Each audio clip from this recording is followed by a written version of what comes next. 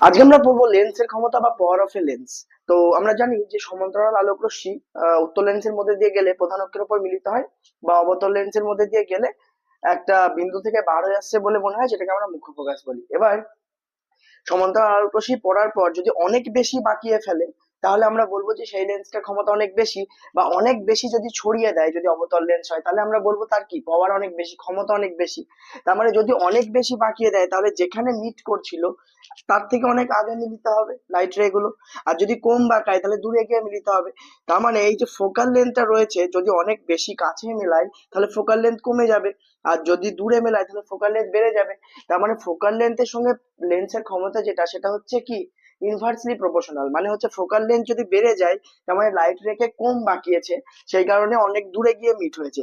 আর যদি focal length কমে যায়, এর মানে লাইট রেকে অনেক বেশি বেঁকিয়েছে। ঠিক অপোজিট, উল্টো ভাবে অবতল দর্পণে অপোজিটটা হবে, যদি ফোকাল লেন্থ অনেক বেড়ে যায়, তার মানে লাইট রেকে কম কি করেছে, কম তোমার কম স্প্রেড হয়েছে, কম তোমার কি হয়েছে, কম বেঁকেছে।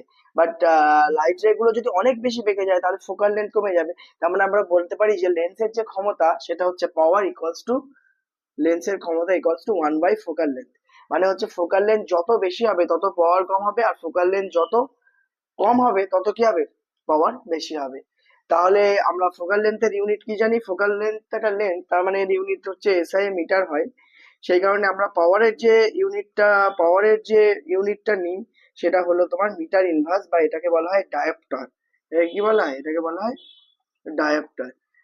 তার মানে কোনো একটা, ধরে নাও যে 1 মিটার ফোকাল লেন্থ কোনো একটা লেন্সের, তাহলে তার পাওয়ার কত হয়ে যাবে, তার পাওয়ার হয়ে যাবে 1/1 মিটার। তার মানে হচ্ছে 1 ডায়োপ্টার হয়ে যাবে কি তার ফোকাল লেন্থ। এবার তোমাকে ফোকাল লেন্থটা মিটারে না দিয়ে সেন্টিমিটারেও দেওয়া থাকতে পারে। দেখা গেল ফোকাল লেন্থ দেওয়া রয়েছে 10 সেন্টিমিটার, তাহলে তার পাওয়ার কি করে বার করবে?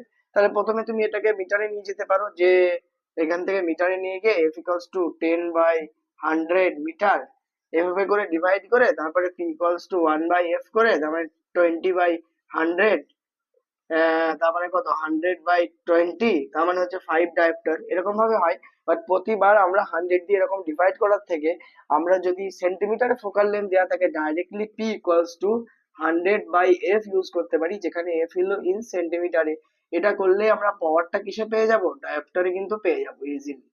কিসে পেয়ে যাবো, ডায়োপ্টারে পেয়ে যাবো। তো এটাই হলো কিন্তু লেন্সের পাওয়ার এর ফর্মুলা, এবং লেন্সের পাওয়ার কি করে বার করবো সেটা আমরা দেখলাম। এবার কখনো কখনো যেমন +1 ডায়োপ্টার আসতে পারে, কারণ ফোকাল লেন্থ উত্তল লেন্সের ক্ষেত্রে পজিটিভ হয়। বা -1 ডায়োপ্টারও আসতে পারে, কারণ আমরা